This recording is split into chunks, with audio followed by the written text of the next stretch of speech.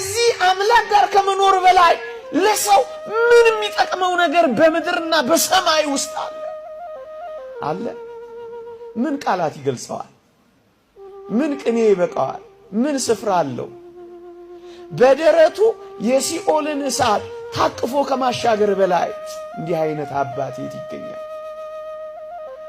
ምን መዝነን ምርር ብለን እናለቅሳለን ወገኖቼ?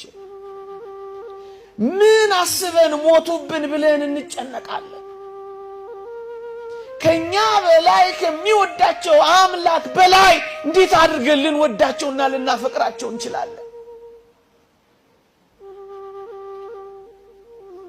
አናቅልለው እንጂ ክርስቲያኖች ሰማያት ቢጠቀለሉ ምድር በአንድ ቋት ውስጥ ብትገባ በምድር ያለው ሀብት ሁሉ ቢሰጠን ከጌታችን ጋር ከመኖር በላይ ምን ሕይወት አለ?